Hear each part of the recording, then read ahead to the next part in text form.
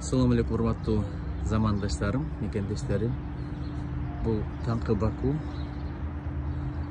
Таңкы Баку аябай кызыктуу. Кооз. Бир аздан кийин, бир аз убакыттан кийин мынчалык аба таза болбой калат, анткени деңизде билесиздер да нефть чыгат, мунай чыгат. Ошол мунайдын кадимкидей экологияга, аба ырайына таасирин сезесиң деп айтып атышат. Эртең менен машыккан адамдар.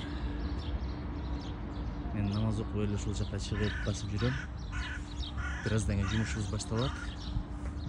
Баягы атактуу 3 имарат. 3М деп мен атап койдум муну. Себеби 3 болуп атпайбы? Эки болгондо эгиз деп атамакмын. Болушунча бактарды абдан жакшы караганга аракет кылат экен. Мына чынарлар. Чынарларды бестыжиса деп коет экен. Уятсыз деп атап коюшат экен да. Испанияда. Эмне себептен дегенде, карасаңыздар, чынар дайыма мындай терисинен арылып, жылаңачтан турат эмеспи? Азырда ушундай кез экен. Чынар теректер. Ар түрдүү өсүмдүктөрдү ушундай кылып эгип жашынага карап өстүрүп атышыптыр. Анан бул жакта деле каргалар көп экен, карасаңыздар. Кыргызстанда да байкасаңыздар, кийинки мезгилдерде карга көбөйдү, кузгунду билбейм, бирок карга көбөйдү.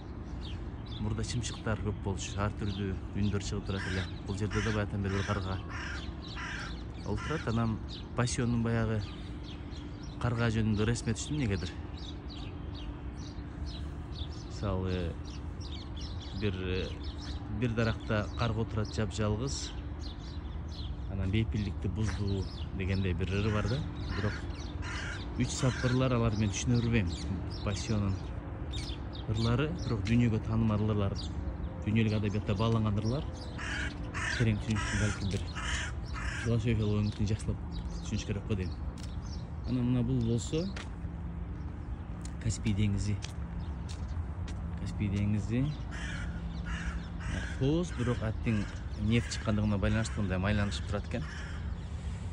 Албетте эми мунайдын дүйнөлүк экономикага, дүйнөдөгү жашоого салымы мааниси абдан чоң. Ошондой болсо деле бар бир мындай экологиялык кесепет болбой койбойт экен да.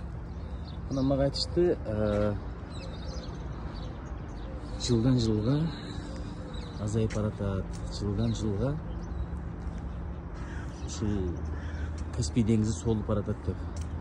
Негизи географиялык түшүнүк боюнча Каспийди деңиз деп айтканга болбойт. Бул көлөмү боюнча гана деңиз, а чындыгында бул чоң көл. Эмне себептен дегенде деңиз билес океанга байланыштуу болуш керек, океанга туташ болуш керек. Каспий деңизи эч кандай океанга туташпайт. Бул баягы Арал көлүнүн эле чоңурагы да. Андан бир нече эсе чоң. Бирок эми Кудай соолутпасын, азайтпасын. Эгер азая турган болсо Аралдан көрбөдүкпү. Анын экологиялык кесепети, экологиялык таасири бул бир эле ошо өлкөмгө эмес, бүт дүйнөгө тиет экен. Эгер ушул чын болсо, анда бүт адамзат биригип ушуну сактап калыштын жолун жобосуна керек. Айтор бул Таңкы Бакудан бир аз репортаж. Биз мына Түркпа жыйынына келген бүт делегаттар, өкүлдөр тетиги ушул башы чыгып шуңшуйп турган мейманканага жайгаштык. Бүгүн абдан кызуу иш болот. Кыргызстандын атынан дагы белгилүү бир тематика боюнча сүйлөгөнгө даярданып жатабыз. Ийгилик болсун. Бар бололу, бир бололу. Ассаламу алейкум. Менин кымбаттуу мекендештерим.